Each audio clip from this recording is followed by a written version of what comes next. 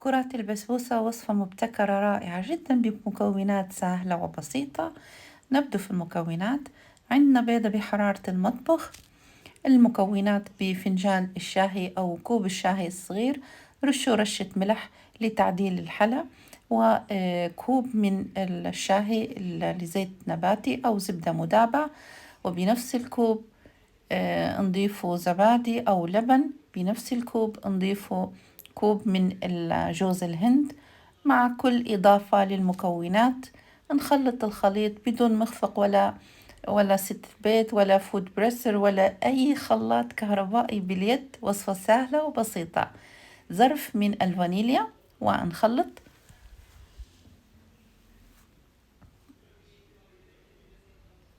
نبدأ في إضافة بنفس الكوب، كوب الشاهي، كوب من السميد يكون متوسط الخشونة، وكوبين ونص بنفس الكوب من الدقيق العادي أو الفرينة.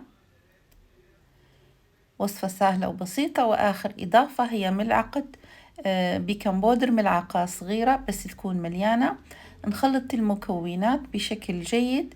الخليط سهل والعجينة تنلم معنا بسهولة، بس نحاولوا بدون سبك نلموا العجينة لمان، بحيث نتحصلوا على هذا القوام ويكون سهل تشكيلها باليد. لما توصل لهذه المرحلة نجهزوا الطاجين اللي راح يدخل للفرن، ونجهزوا سمدينة أو سميد يكون ناعم لتغليف كرات البسبوسة. نشكلها كريات، نحاولوا إن هي تكون بحجم حبة الجوز أو اللوز الخزايني أو عين الجمل، لأن راح تنتفخ أثناء الخبز، ومع التعسيل لما نعسلوها راح تنتفخ أكتر. نغطسوها في السمدينة أو السميد الناعم يكون.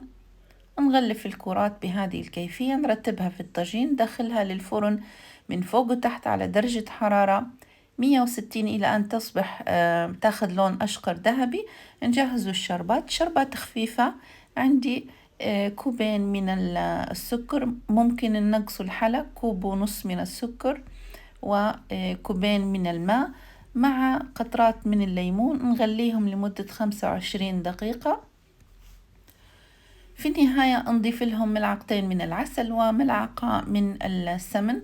نخلط المكونات في الشربات. مهم جدا إن الشربات تكون سخونة، وكرات البسبوسة تكون يعني ما تكونش باردة، بس ما تكونش أول ما نطلعوها من الفرن. بعد ما نطلعوها من الفرن ب10 دقائق نعسلوها، نغطوها نخلوها ترتاح. ضروري تمتص كرات البسبوسة الشربات. وهذه شكلها بعد التجهيز وبعد ما جهزت. ممكن زينوها بالفستق أو ممكن بجوز الهند. الطعم ولا أروع. حلا سهل جدا، يعني نوع الحلو هذا اقتصادي ومكوناته متوفرة، والنتيجة ولا أروع. شوفوها من الداخل.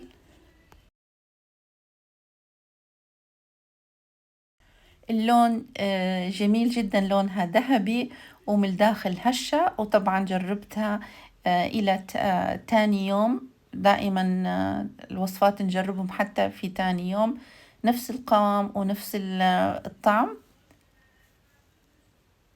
وصفة عملية، كرات البسبوسة، وممكن حتى تكون بالشوكولاتة أو بالكاكاو، بإضافة الكاكاو. مجموعة درتها جهزتها بالكاكاو.